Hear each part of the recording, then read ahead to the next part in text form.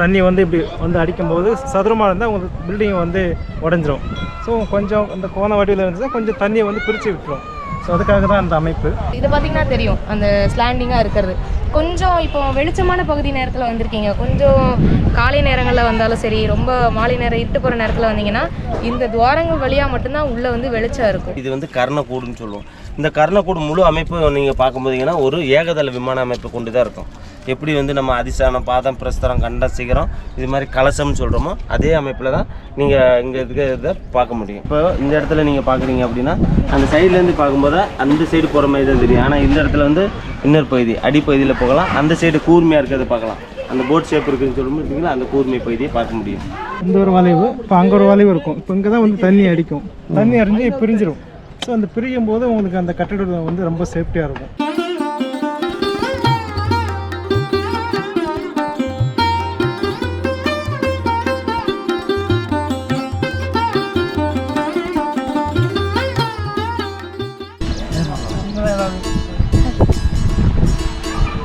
இப்போ நான் மணிவாசகம் இதில் ஏற போகிறேன்.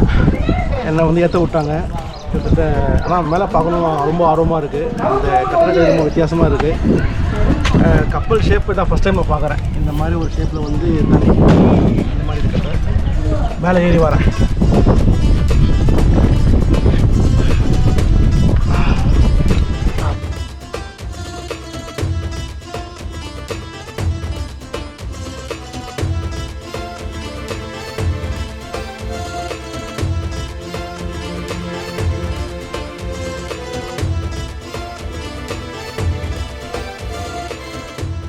மேலே ஏறி வந்துட்டேன். என்னுடைய வாழ்க்கையில் வந்து இன்றைக்கி உண்மையிலே நிறைவான ஒரு நாளாக நான் நினைக்கிறேன். நான் இவ்வளோ பயணங்கள், கனப்பயணங்கள்லாம் போயிருக்கேன், எங்கெல்லாமோ போயிருக்கோம். எனக்கு மன நிம்மதி, மன நிறைவு அளித்தது இந்த திருநெல்வேலி குறுக்குத்துறை முருகன் போயிருக்கேன்.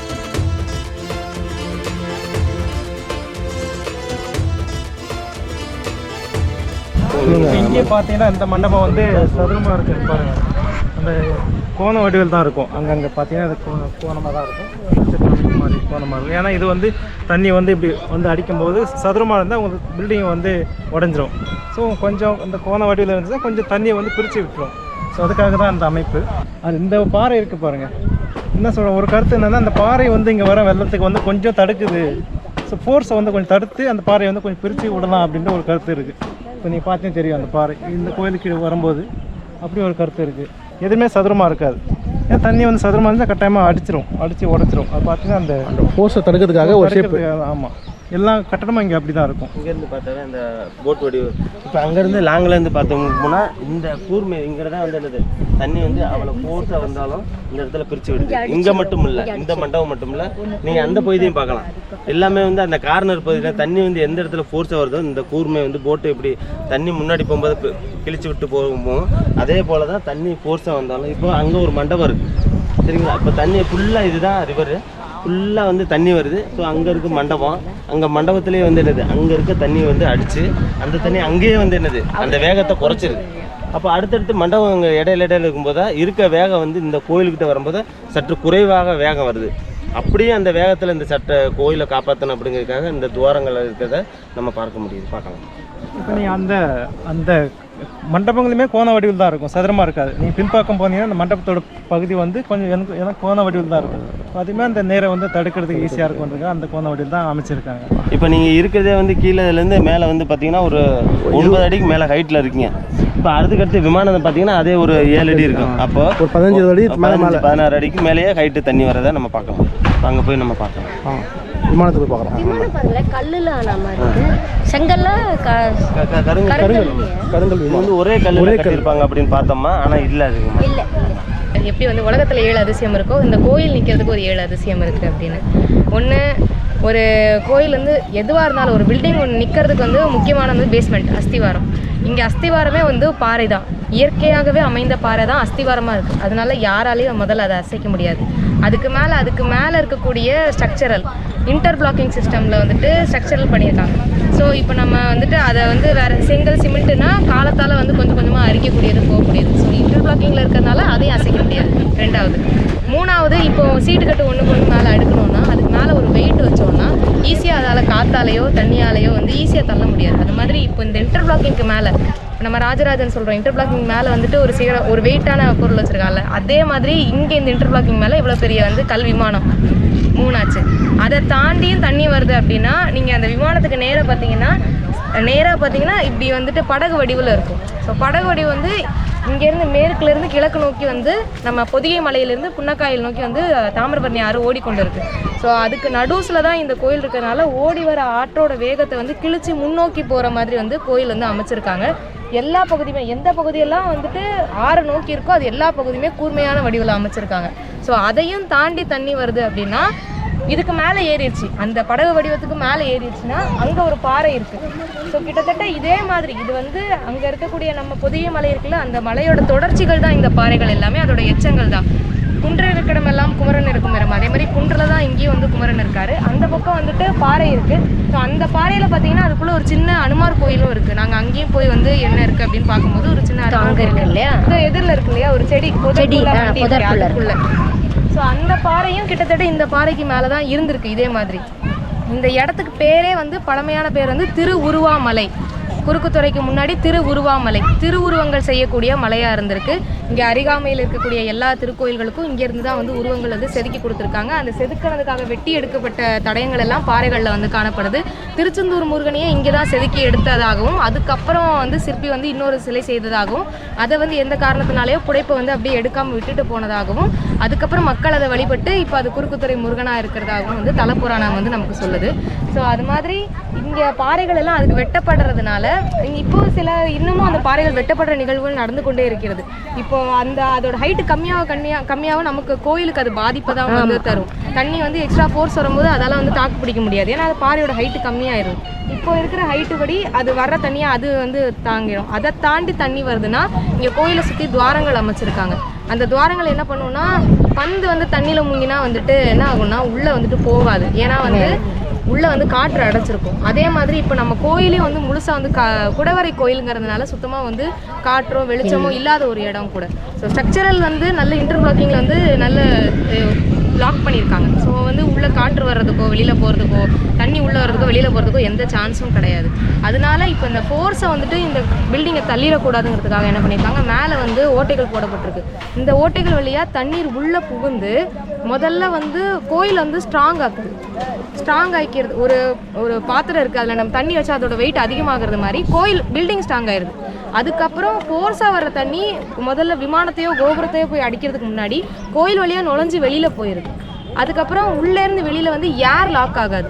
உள்ளே எப்படி தண்ணி உள்ளே போகுதோ அது மாதிரி கோயிலுக்குள்ளே இருக்கக்கூடிய ஏர் வெளியில் வந்துடுது.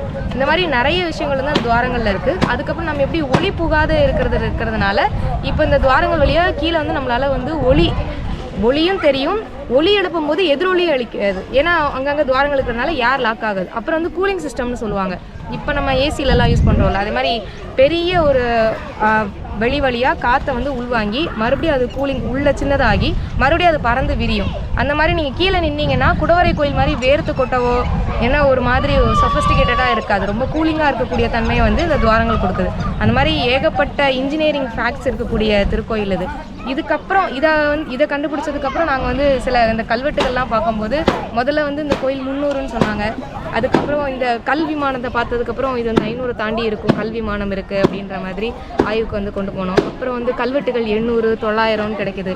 சில பேர் என்ன சொல்கிறாங்கன்னா நம்ம கழுகுமலை பக்கத்தில் இருக்குது, ஒருவேளை பாண்டிய மன்னன் அந்த டைமில் வந்து கெட்டுறதுக்கு முன்னாடி ஒரு ட்ரையல் பண்ணியிருக்கலாமா, ஒரு சின்னதாக ஒரு குடவரை பண்ணியிருக்கலாமா, அதுக்கப்புறம் வந்துட்டு அங்கே போய் பெருசாக பண்ணியிருக்கலாமா அப்படிங்கிற மாதிரியும் வந்து ஆய்வுகள் இருக்குது. ஆனால் அதுக்காக எந்த சான்றும் கிடைக்காததுனால நம்ம அதை உறுதிப்படுத்த முடியும்.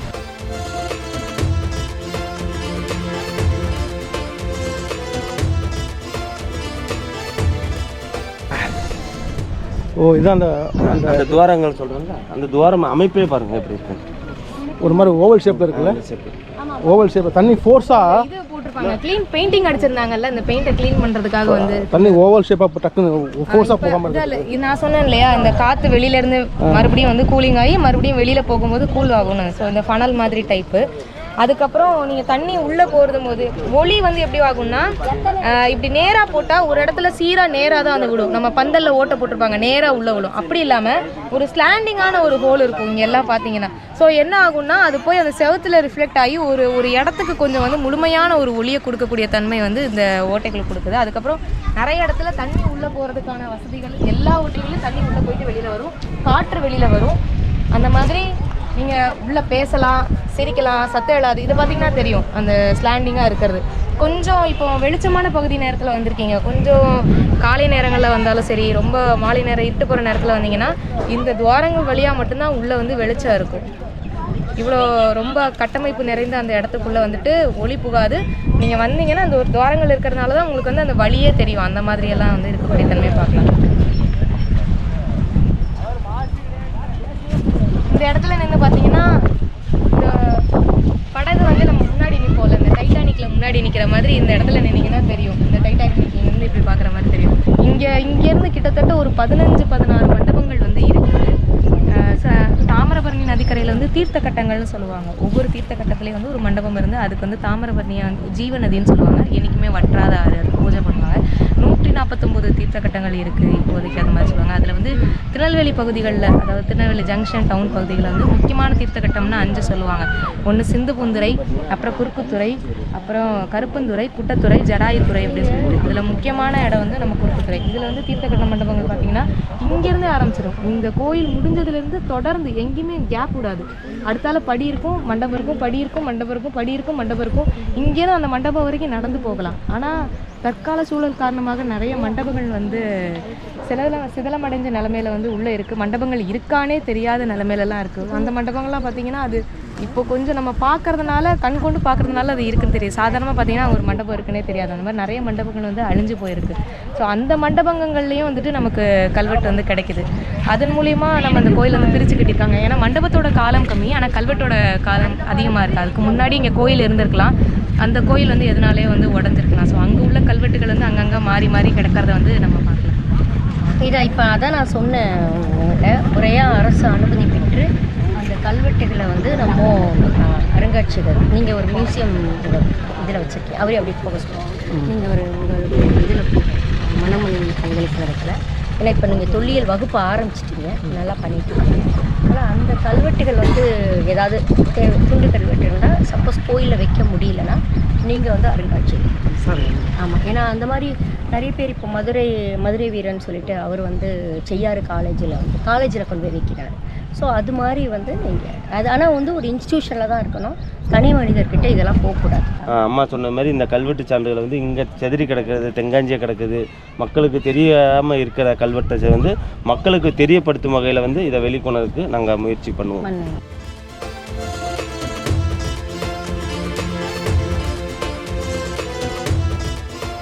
நீங்கள் பார்க்குறது வந்து ஒரு விமானம்.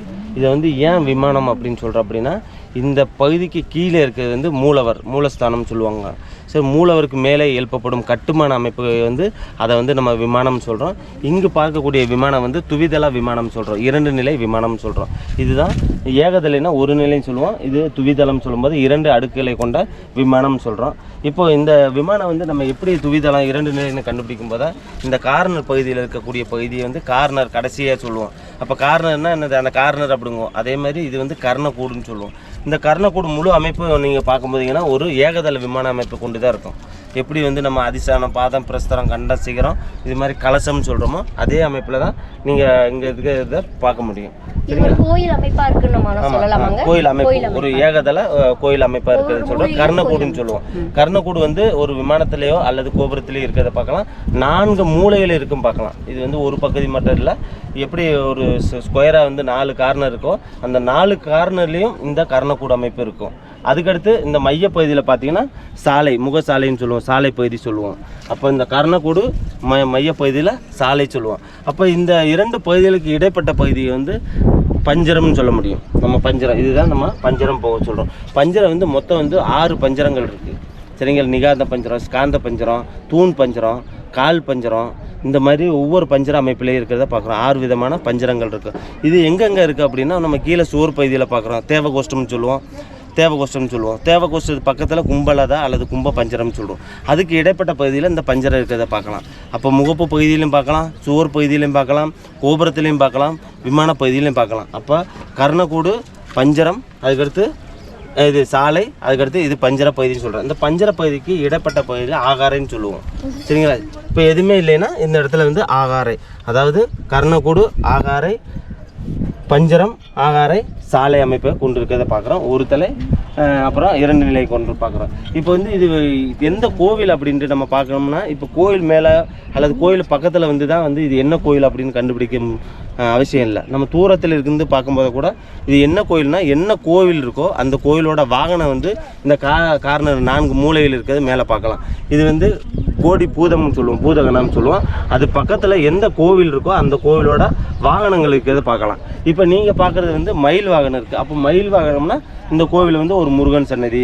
இப்போ இதே இடத்துல பெருமாள் கோயில் இருக்குன்னா கருட பகவான் இருக்கிறத பார்க்கலாம். அம்மன் கோயில் இருக்குன்னா அந்த இடத்துல வந்து சிம்ம வாகனத்தை பார்க்கலாம்.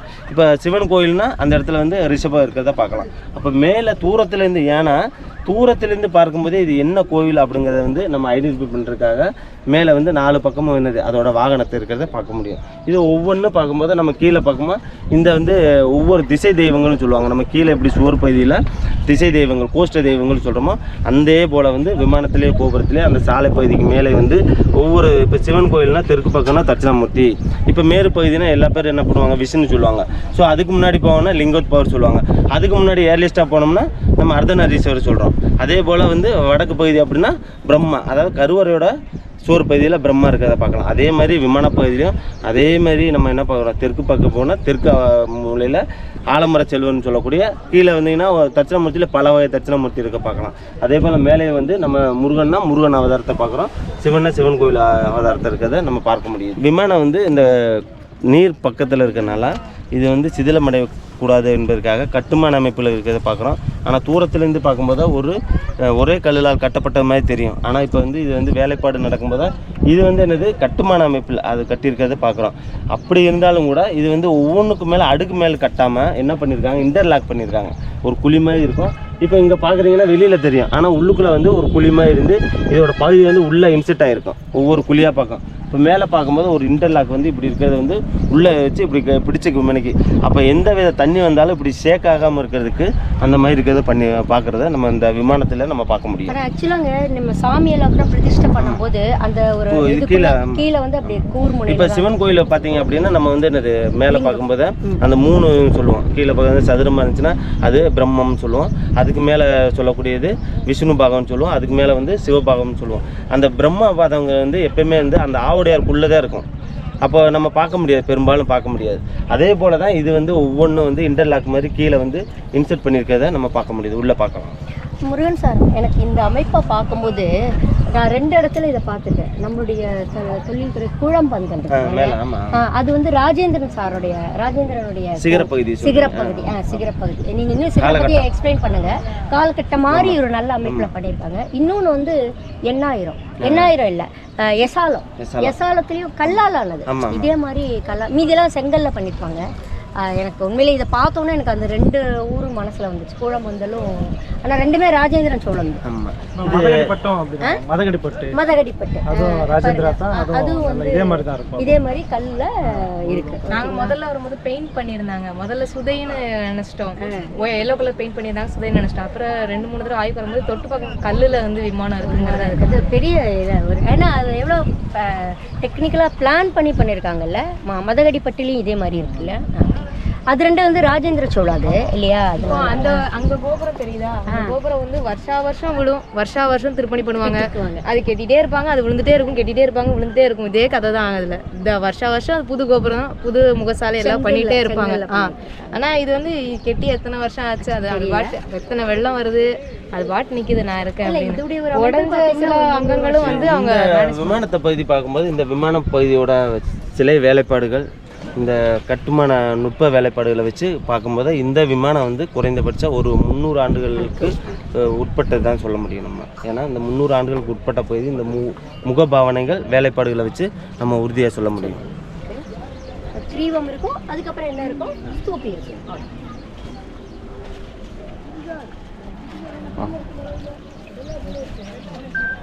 இப்போது நம்ம வந்து இந்த பிரஸ்தர மட்டம் பார்த்தோம். பிரஸ்தர மட்டத்துக்கு மேலே கண்ட பகுதி சொல்லக்கூடிய நம்ம கழுத்து பகுதியை பார்க்குறோம். அந்த கழுத்து பகுதி தான் இந்த கோஷ்டங்கள் இந்த சிலைகள் இருக்கிறத பார்க்குறோம். இந்த கழுத்து பகுதிக்கு மேலே வந்து சிகர பகுதி உருண்டை வடிவமாக இருக்குது. ஸோ கீழே வந்து எப்படி வந்து ஒவ்வொரு அங்கங்கள், அதாவது உறுப்புகள்னு சொல்லுவோம், அங்கங்கள்னு சொல்லுவோம். அதே மாதிரி மேலே வந்து நம்ம பார்க்கும்போது அந்த அலுங்குகள், கண்ணாடி சட்டம், பத்மம், அந்த இது பார்க்குறோம். கீழே இருக்க பத்மம் பல இருந்தாலும் மேலே பார்க்கும்போது பெரிய பத்மமாக இருக்கிறதுனால அந்த இதுக்கு வந்து நம்ம மகாபத்மம்னு சொல்கிறோம். அந்த மகாபத்மத்தை தாங்கி இருக்கக்கூடிய பகுதி தான் மேலே இருக்கக்கூடிய நீங்கள் அந்த கலச பகுதியை நம்ம பார்க்குறோம்.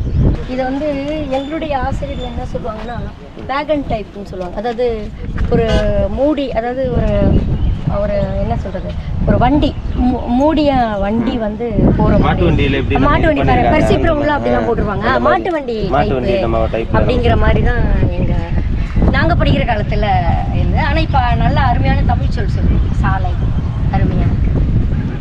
நம்ம இது அடுத்து பார்க்க போகிறோம். இந்த விமானத்துக்கு பக்கத்தில் வந்து இந்த துவாரப்பாளர் பார்த்தோம். இது துவாரங்கள் பார்த்தோம். தண்ணி வந்து கீழே மேலே எப்படி போகுது அப்படின்ட்டு பார்க்குறோம். ஸோ இங்கே வந்து நீங்கள் பார்க்கும்போதே வரிசையாக மேலே இருக்கிறத பார்க்கலாம். இந்த அமைப்பை வந்து உள்ளேருந்து பார்க்கும்போதே நீங்கள் வந்து ஒரே இதாக இருக்காது. நீங்கள் வந்து மேலே இருக்கும்போது ஒரு ரவுண்ட் ஷேப்பாக இருக்கும். ஆனால் வந்து கீழே போக போக இந்த ஷேப் வந்து ஒரு புனல் வடிவில் இருக்கிறத நம்ம பார்க்க முடியும்.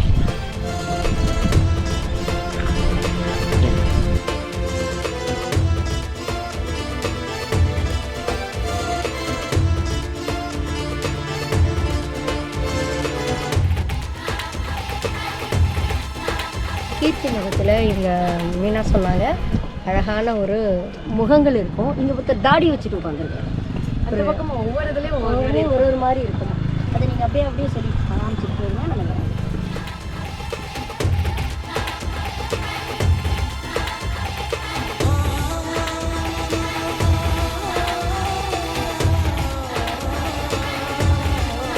எனக்கு தாமிரபரணி திருநெல்வேலி மக்கள் பார்த்தாலே ஒரு மாதிரி இருக்குது. எவ்வளோ அருமையான ஒரு தண்ணி, ஒரு இயற்கை சூழலில் இருக்காங்க அப்படின்னும் போது அவங்கள பாருங்களேன், எவ்வளோ குஷியாக எல்லோரும் குச்சி விளையாடிட்டு இருக்காங்க. ரொம்ப நிஜமாகவே வந்து அவங்க கொடுத்து வச்சவங்க வாழ்க. அது இது மேலே எனக்கு சொல்ல தெரியலை. இப்போ நம்ம ஏற்கனவே சொன்னது மாதிரி இது வந்து பழமையான கோயிலாக இருந்தாலும் பல்வேறு காலகட்டங்களில் ஒவ்வொரு கோயிலை வந்து இந்த கோயிலை வந்து பிரித்து கட்டியிருக்கிறத நம்ம உள்ளேயும் பார்த்தோம். இப்போ வெளியும் பார்க்குறோம். வெளி பகுதியில் பார்க்கும்போது இப்போ வந்து இந்த பகுதியை என்ன சொல்கிறோம்னா இந்த கபோத பகுதின்னு சொல்கிறோம். இங்கே ஃபுல்லாக பார்க்கும்போதே அந்த கபோத பகுதி தெரியும், சரிங்களா? இது வந்து கோடிப்பாலை, அந்த மூலையில் இருக்கிறனால பாலை வந்து கோடிப்பாலைன்னு சொல்லுவோம். அந்த பாதையோட ஒரு பகுதி தான் இந்த இதை பார்க்கணும். ஸோ இங்கே இந்த சுவர் பகுதி இருக்குது. இங்கே வந்து இந்த வேலைப்பாடுகளுக்கு ஒன்று பிரஸ்தர பகுதி. ஸோ இது வந்து தொடர்ச்சியாக இல்லை. அதாவது வந்து பல்வேறு காலகட்டத்தை பிரித்து கட்டுறதுக்கான ஆதாரங்கள் வந்து இது இந்த இடத்துல நம்ம பார்க்க முடியுது. இங்கேருந்து ஃபுல்லாக வந்து நீங்கள் பார்த்தீங்கன்னா பார்க்கலாம். இந்த தண்ணியை பார்த்தீங்கன்னா அந்த இடத்துல எவ்வளோ ஸ்பீடாக வருதுன்னு தெரியும். அங்கே காட்டுங்க, அங்கே தண்ணியோட ஸ்பீடு எவ்வளோ வருது, நடுஸில் எவ்வளோ இருக்குது. கோயில்கிட்ட வந்தோடனே இந்த பில்டிங்னால எவ்வளோ ஸ்லோ ஆகுது. உள்ள தண்ணி பார்த்தீங்கன்னா சாதாரணமாக ஏதோ குளத்துல குளிக்கிற மாதிரி குளிச்சுட்டு இருப்பாங்க. உள்ள தண்ணியோட ஸ்பீடு ரொம்ப வந்து கம்மியாக இருக்கும். உள்ளே வந்து குளிச்சுட்டு இருப்பாங்க. அது மாதிரி நீங்கள் நம்ம அந்த மண்டபத்துக்கிட்ட போயிட்டோன்னா அங்கே ஸ்பீடு பயங்கரமாக இருக்கும். அங்கே இறங்கியே குளிக்க முடியாது, அந்த மாதிரி ஸ்பீடு இருக்கும். ஸோ அதுலேயே நமக்கு தெரிஞ்சிடும் வெள்ளம் வந்தால் எவ்வளோ ஸ்பீடில் வரும், அந்த மண்டபங்களில் அங்கே நடுசில் இருக்கிற பாறைகளோ எவ்வளோ ஹெல்ப்ஃபுல்லாக இருக்குது அந்த தண்ணியை வந்து தடுக்கிறதுக்கு அப்படிங்கிறது நமக்கு தெரியும். இப்போ இந்த இடத்துல நீங்கள் பார்க்குறீங்க அப்படின்னா அந்த சைட்லேருந்து பார்க்கும்போது அந்த சைடு போகிற மாதிரி தான் தெரியும். ஆனால் இந்த இடத்துல வந்து இன்னொரு பகுதி அடிப்பகுதியில் போகலாம். அந்த சைடு கூர்மையாக இருக்கிறத பார்க்கலாம். அந்த போட் ஷேப் இருக்குதுன்னு சொல்லும்போது அந்த கூர்மை பகுதியை பார்க்க முடியும். அப்படியே மாதிரி சார் கூட்டி போவோம். தண்ணி வந்து பிரிஞ்சு போயிடும். இது உள்ளே போயிடும், உங்களுக்கு ஃபோர்ஸ் இருக்காது. அது போய் அந்த பக்கம் போயிடும். ஸோ அதனால் ஃபோர்ஸ் இருக்காது. நீங்கள் அப்படியே இறங்கி கூட போகலாம். இறங்கி போகணுமா? இட்லி சாப்பிட்டீங்களா? அப்போ எப்படிங்க இறங்கி போக முடியும் மேடம்? இறங்கி போக சொல்கிறாரு தண்ணியில். அந்த மண்டபத்தில் வந்து உள்ளே வந்துடலாம். இப்போ இந்த மண்டபத்தோட எண்டுக்கு நம்ம பார்க்குறோம். பார்த்தீங்கன்னா அந்த இங்கே ஒரு வளைவு இருக்குது. இப்படியே இங்கே வந்தீங்கன்னா இந்த ஒரு வளைவு, இப்போ அங்கே ஒரு வளைவு இருக்கும். இப்போ இங்கே தான் வந்து தண்ணி அடிக்கும். தண்ணி அடிஞ்சு பிரிஞ்சிடும். ஸோ அந்த பிரியும் போது உங்களுக்கு அந்த கட்டிடம் வந்து ரொம்ப சேஃப்டியாக இருக்கும். இப்போ அதனால தான் இந்த அமைப்பு இருக்குது. நான் முன்னாடி சொன்ன மாதிரி அந்த சதுர அமைப்பு தான் வந்து அடிச்சுன்னா கட்டடம் வந்து கிராக் ஆகும். இது வந்து இப்போ இருக்கிறதுனால அழகாக வந்து பிரிஞ்சு தண்ணி போயிடும். அதனால் ஃபோர்ஸ் வந்து குறையும். அது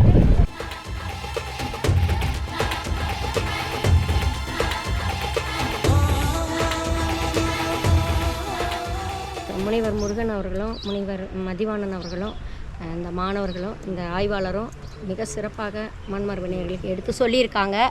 கண்டிப்பாக இதை வந்து மிஸ் பண்ணாதீங்க.